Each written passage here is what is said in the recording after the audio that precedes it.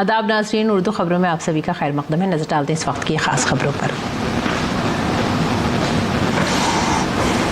बिहार की इंतखाबी जंग में तजर्बेकार लीडरों ने बढ़ाया सियासी दर्जा हरारत। बीजेपी के सीनियर लीडर अमित शाह ने मुंगेर और खगड़िया में चलाई भरपूर मुहिम। आरजेडी के जंगल राज की जगह एनडीए के विकास राज को मुंतखब करने का किया मुतालबा। नीतीश, तेजस्वी और चिराग पासवान समेत दीगर रहनुमा भी इंतखाबी मैदान में दिखा रहे हैं अपना दम।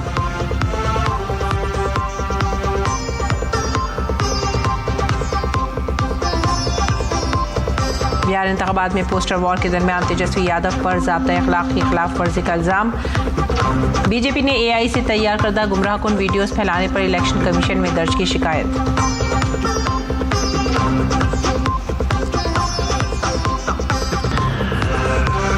FATF ने की पाकिस्तान की सख्त सरजनिश। वज़ीर आज़म शहबाज शरीफ और फौज के सरबराह आसिम मुनीर को जारी की वार्निंग। कहा, ग्रे लिस्ट से निकलने का मतलब दहशतगर्दी की फंडिंग की छूट नहीं।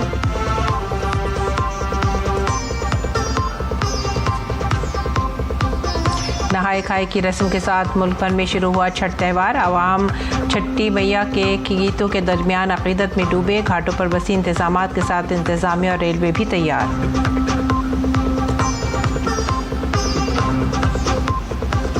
भारत ने सिडनी वनडे में ऑस्ट्रेलिया के खिलाफ दर्ज की 9 विकेट से शानदार जीत। रोहित शर्मा ने खेली 121 रन की नॉट आउट इनिंग्स।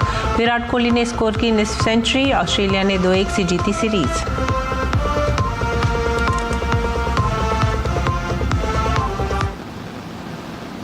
खबरें अब तफसील से। बीजेपी के स्टार कैंपेनर और मरकजी वजीर अमित शाह ने आज बिहार में इंतखाबी मुहिम में हिस्सा लिया।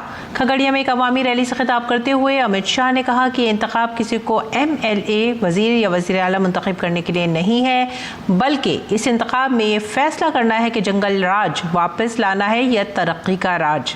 लालू राबड़ी की हुकूमत सिर्फ जंगल राज लाएगी, जबकि NDA हुकूमत के तहत एक तरक्की याफ्ता बिहार को पूरे भारत में तस्लीम किया जाएगा।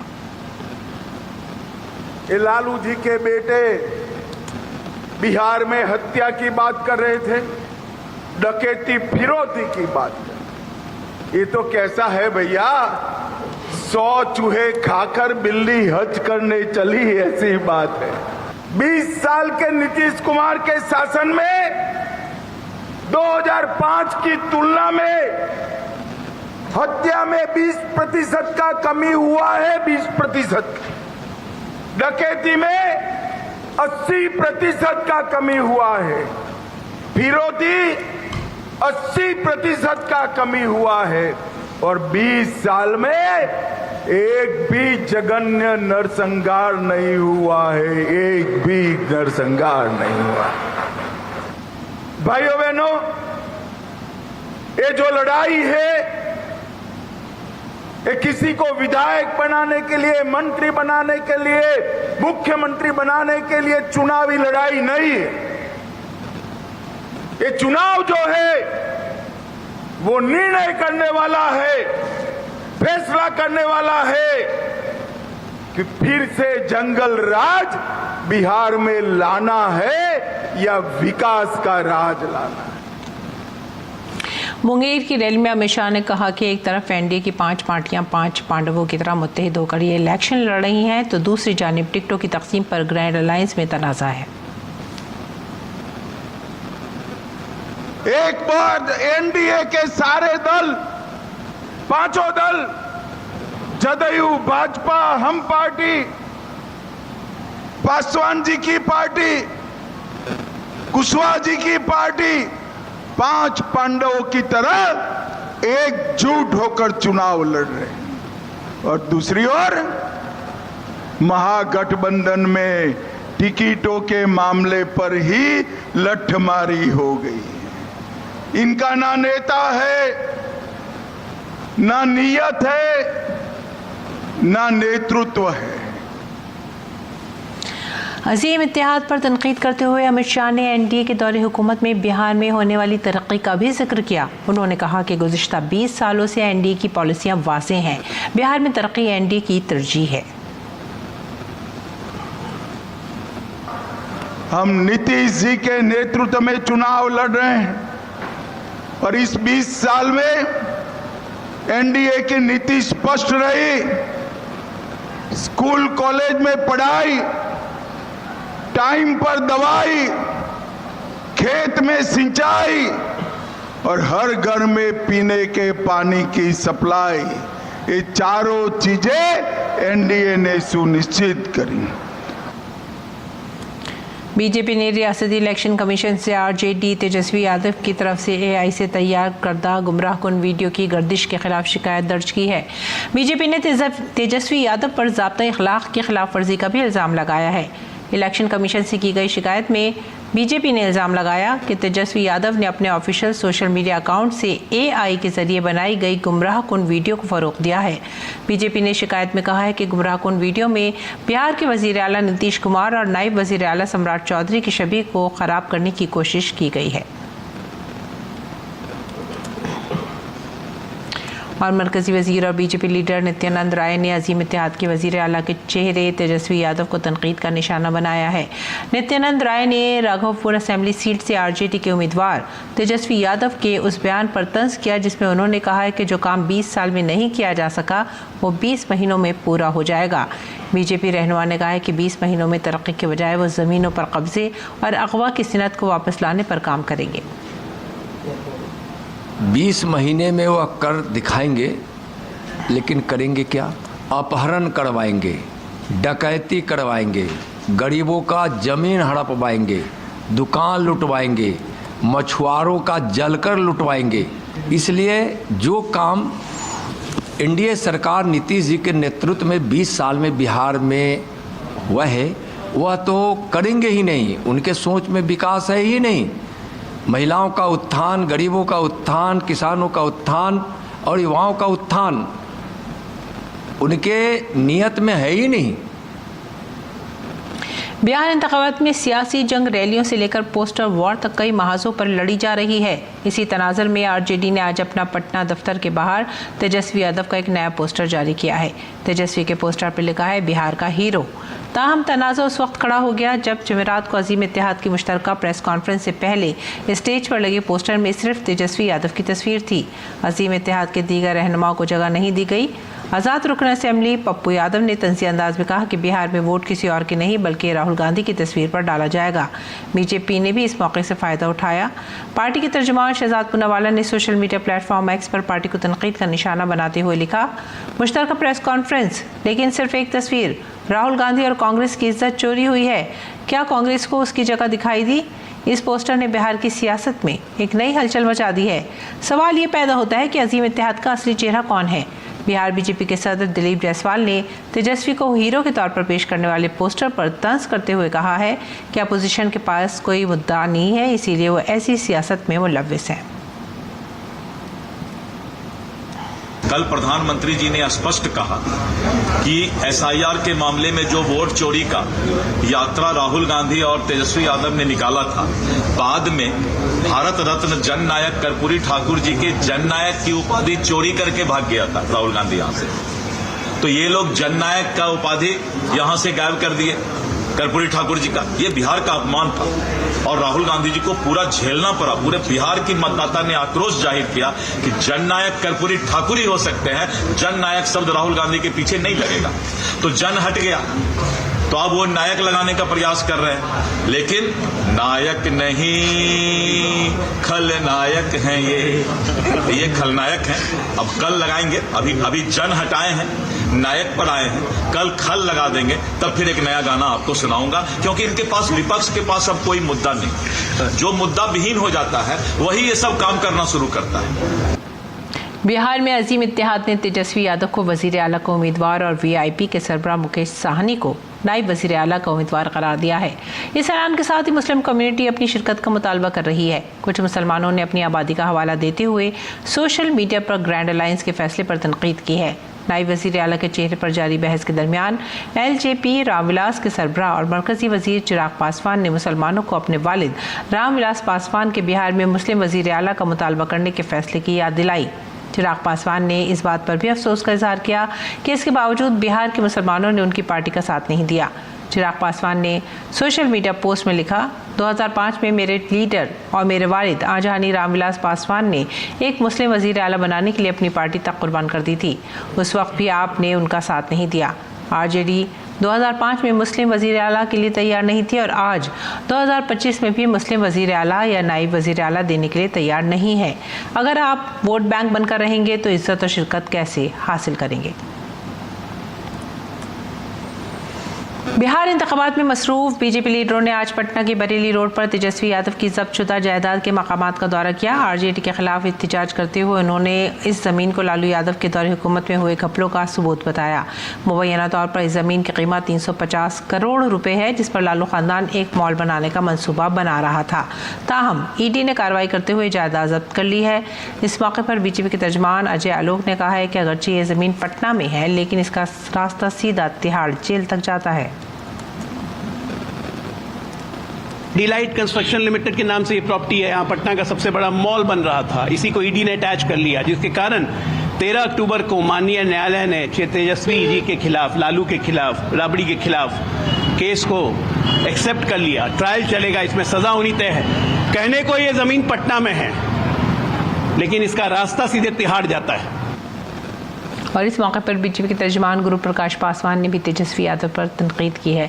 उन्होंने कहा कि तेजस्वी यादव मदन मानी को खत्म करने की बात कर रहे हैं, अब वो अपने वालिद लालू यादव को क्या सजा देंगे?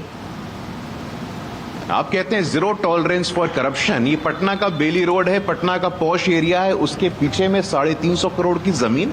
आपने ईडी का नोटिस देखा अभी, डायरेक्टरेट ऑफ एनफोर्समेंट ने जमीन को जब्त किया हुआ है। और आईआरसीटीसी का स्कैम जो राउज एवेन्यू के कोर्ट में 13 अक्टूबर को निर्णय आया है, चार्जेस फ्रेम हो गए हैं। भारतीय रेल के 2 होटल का ठेका देकर के उसके एवज में यही जमीन लिया गया था। आप किस मुंह से बात करते हैं? अगली बार बोलने से पहले सोचिएगा। वज़ीर आज़म नरेंद्र मोदी कल सुबह 11 बजे ऑल इंडिया रेडियो पर अपने मन की बात प्रोग्राम में भारत और बैरून मुल्क लोगों के साथ अपने ख्यालात का इजहार करेंगे। ये इस माहाना रेडियो प्रोग्राम की 127वीं किस्त होगी। ये प्रोग्राम पूरे ऑल इंडिया रेडियो और दूरदर्शन नेटवर्क पर नशर किया जाएगा। इसे DT news, all India radio news, वज़ीर आज़म के दफ्तर और वज़ारत इत्तलात और नशरियात के यूट्यूब चैनल्स पर भी बराह रास्त नशर किया जाएगा। प्रसार भारती हिंदी नशरियात के फ़ौरन बाद इलाक़ाई ज़बानों में भी ये प्रोग्राम नशर करेगी।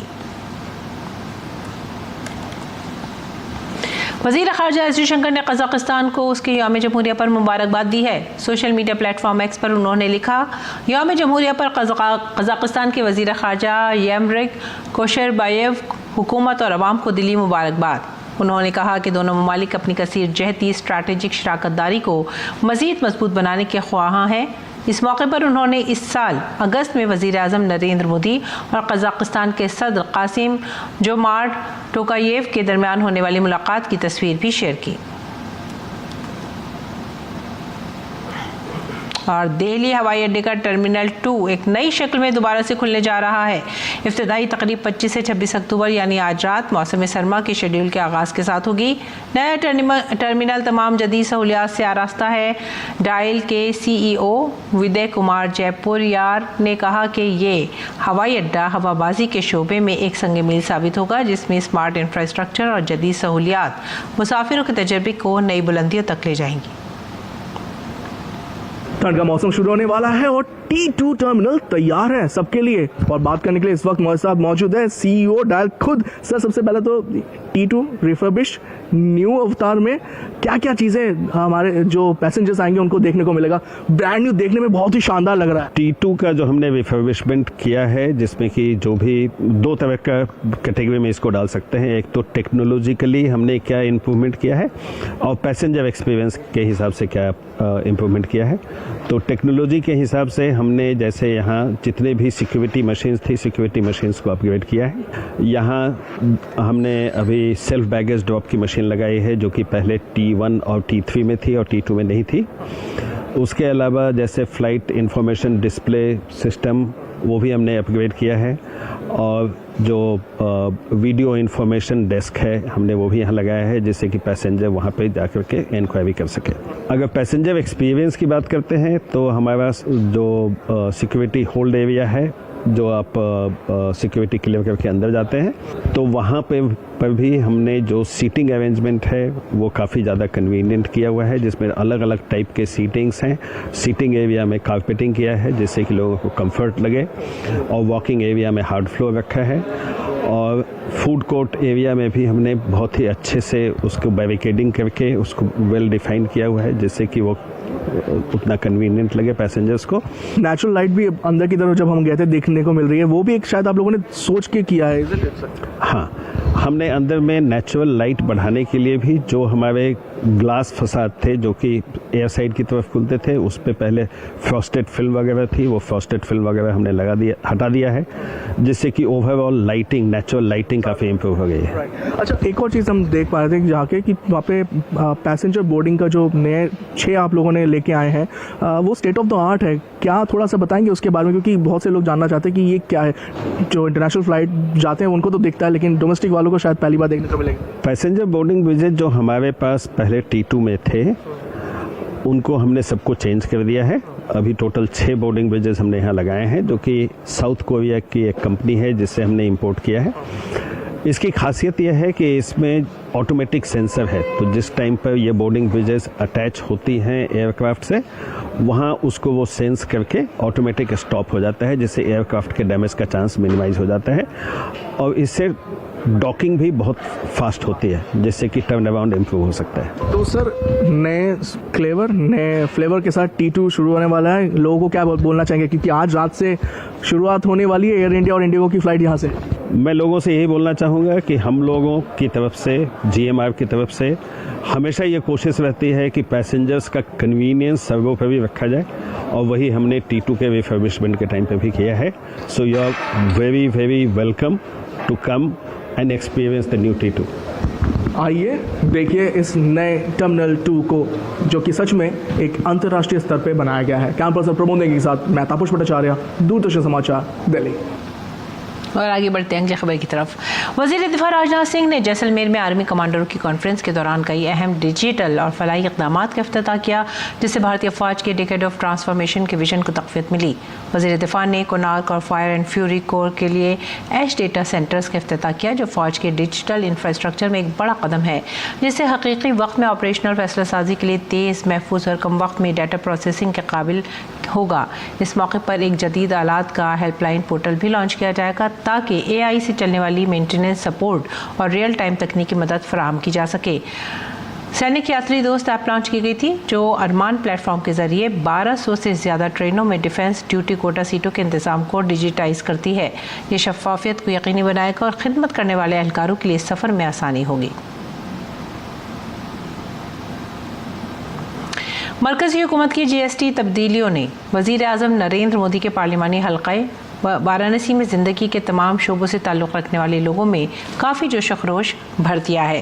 वाराणसी के लोगों ने GST की शरह में कमी पर खुशी का इजहार किया। ख़वातीन और पेशेवर अफराद ने भी सुकून का इजहार किया। GST की कम शरह ने रोज़मर्रा की अशिया को सस्ता कर दिया है, जिससे अखराजात में भी कमी आई है।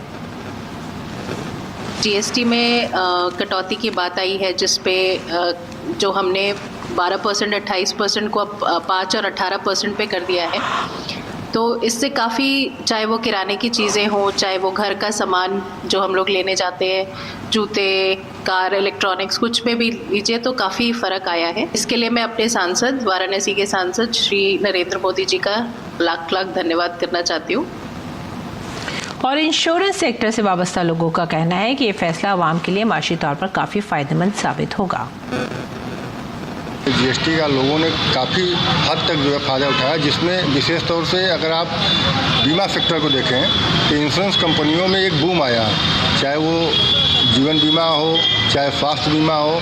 और दूसरी तरफ आप ये देखिए कि जो रियल इस्टेट थे वो भी काफ़ी बूम किए। GST घटने से एक मार्केट में जो रफ्तार थी वो रफ्तार दिखी है जो है।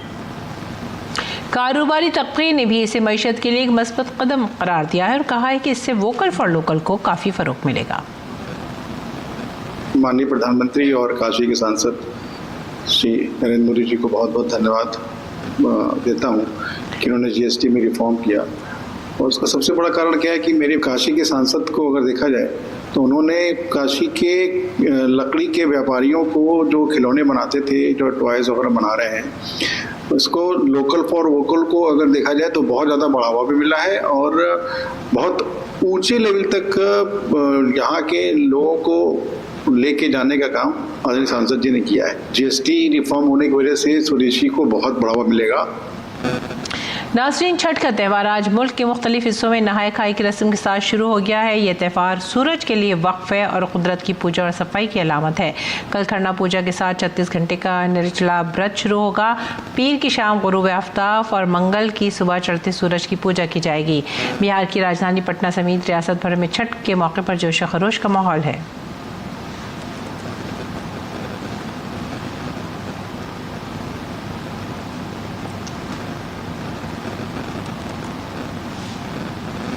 वज़ीर आज़म नरेंद्र मोदी ने छठ के त्यौहार पर कौम को मुबारकबाद दी है। अपने पैगाम में पीएम ने कहा, 4 रोज़ा अज़ीमुश्शान छठ त्यौहार का आगाज़ आज से नहाय खाई की रस्म के साथ हो रहा है। हमारी सकाफ़त का ये अज़ीमुश्शान त्यौहार सादगी और तहम्मुल का मज़हर है। इसकी पाकीज़गी और नज़्म व ज़ब्त की पाबंदी लाजवाब है। इस मौके पर छठ घाटों पर देखे जाने वाले मनाजिर ख़ानदानी इज्तिमाइयत की एक शानदार तक़रीब है। छठ की रिवायत ने हमारे माशरे पर गहरा असर डाला है। आज छठ को दुनिया के कोने कोने में एक अजीम सकाफ़ती त्यौहार के तौर पर मनाया जाता है। पूरी दुनिया में रहने वाले भारतीय कुंबे इसकी रिवायात में दिलो जान से हिस्सा लेते हैं। मेरी ख्वाहिश है कि इस मौके पर सबकी ख्वाहिशें पूरी हों। बैनुल-अक़वामी खबरों में आलमी इदारे फाइनेंशियल एक्शन टास्क फोर्स ने पाकिस्तान को खबरदार किया है कि ग्रे लिस्ट से बाहर होना मनी लॉन्ड्रिंग या टेरर फंडिंग से छूट नहीं देता। FATF की सरबराह एलिसा देआंडा माद्रोजो ने कहा है कि तमाम ममालिक को गैर कानूनी मालियाती सरगर्मियों के खिलाफ चौकन्ना रहना चाहिए। उन्होंने कहा कि पाकिस्तान अब भी एशिया पैसिफिक ग्रुप की निगरानी में है ताकि उसके इक़दामात का जायज़ा लिया जा सके। ये बयान एक ऐसे वक्त में सामने आया है जब रिपोर्ट्स में कहा गया है कि पाकिस्तानी दहशतगर्द तंजीमों को डिजिटल वॉलेट्स के ज़रिए फंडिंग दी जा रही है। FATF ने कहा है कि इसका मकसद दहशतगर्दों और जराइम पेशा अफराद को फंडिंग से रोकना है। इसराइली फोर्सेस ने जनूबी लेबनान में एक फ़िज़ाई हमले में हिज़्बुल्लाह के एक सीनियर कमांडर अब्बास हसन कुर्की को हलाक कर दिया है। अब्बास हसन हिज़्बुल्लाह के जनूबी महाज के हेडक्वार्टर के लॉजिस्टिक कमांडर थे। इसराइली फ़ौज ने दावा किया है कि कुर्की को एक अहम शख्सियत के तौर पर जाना जाता था जो हालिया महीनों में हिज़्बुल्लाह की जंगी ताकत को दोबारा बनाने के लिए सख्त मेहनत कर रही थी। लेबनान की कौमी खबररसा एजेंसी ने वाक़े की तस्दीक करते हुए कहा है कि इसराइल ने सड़क पर एक गाड़ी पर फ़िज़ाई हमला किया जिसमें कुर्की की मौत हो गई। अब्बास हसन का कत्ल हिज़्बुल्लाह दर्रे की क़यादत के ख़िलाफ़ एक अहम हदफ़ी कार्रवाई को ज़ाहिर करता है। इस बीच यूक्रेन के शहर खरसान पर रूसी गोलाबारी से 2 ख़वातीन हलाक और 28 शहरी ज़ख्मी हो गए। खरसान के आला हुक्काम ने इस हमले की इत्तला दी और इसे रूसी अफवाज का जंगी जुर्म करार दिया। इस सिलसिले में आला हुक्काम का कहना है कि हमले में कई मकानात और इमारतों को भी शदीद नुकसान पहुँचा है। खरसान के गवर्नर ने बताया कि हमला जुमे की सुबह हुआ। आला हुक्काम का कहना था कि हमला ज़ाहिर करता है कि रूस अब भी रिहायशी इलाकों को निशाना बना रहा है। खेल की खबरों में सिडनी में खेले गए तीसरे वनडे में भारतीय टीम ने ऑस्ट्रेलिया को 9 विकेट से शिकस्त दे दी। पहले 2 मैचों में शिकस्त का सामना करने वाली भारतीय टीम ने सिडनी में खेले गए मैच में ज़बरदस्त कारकर्दगी का मुजाहरा किया। 237 रन का निशाना भारतीय टीम ने रोहित शर्मा और विराट कोहली की शानदार बल्लेबाजी की मदद से 39वें ओवर में ही हासिल कर लिया। रोहित शर्मा ने नॉट आउट 121 रन और विराट कोहली ने नॉट आउट 74 रन बनाए। रोहित और विराट ने दूसरे विकेट के लिए 168 रन की नॉट आउट शिराकतदारी की। बहरहाल ऑस्ट्रेलिया ने पहले 2 मैच जीतकर 3 मैचों की सीरीज 1-2 से जीत ली। इससे कबल ऑस्ट्रेलियाई कप्तान मिशेल मार्श ने मुसलसल तीसरी बार टॉस जीतकर पहले बैटिंग का फैसला किया। ट्रेविस हेड और मिशेल मार्श ने पहली विकेट के लिए 61 रन जोड़कर टीम को मजबूत आगाज फराहम किया। ट्रेविस को सिराज ने 29 रन पर आउट करके टीम को पहली कामयाबी दी। मार्श को अक्षर पटेल ने 41 रन पर बोल्ड किया। मैथ्यू शॉर्ट 30 रन बनाकर आउट हुए। एक मौके पर ऑस्ट्रेलियाई टीम 3 विकेट पर 183 रन बना चुकी थी, लेकिन उसके बाद भारतीय गेंदबाजों ने शानदार कारकर्दगी का मुजाहरा किया। मेज़बान टीम के आखिरी 7 बल्लेबाज सिर्फ 53 रन ही बना सके और पूरी टीम 46.4 ओवर में 236 रन पर ऑल आउट हो गई। भारत की जानिब से हर्षित राणा ने 4 जबकि वाशिंगटन सुंदर ने 2 विकेटें हासिल की। ऑस्ट्रेलिया की जानिब से मैट फिनिशर ने सबसे ज़्यादा 56 रन बनाए। और इसी के साथ ही आप हमारी पूरी टीम को दीजिए इजाज़त। आदाब।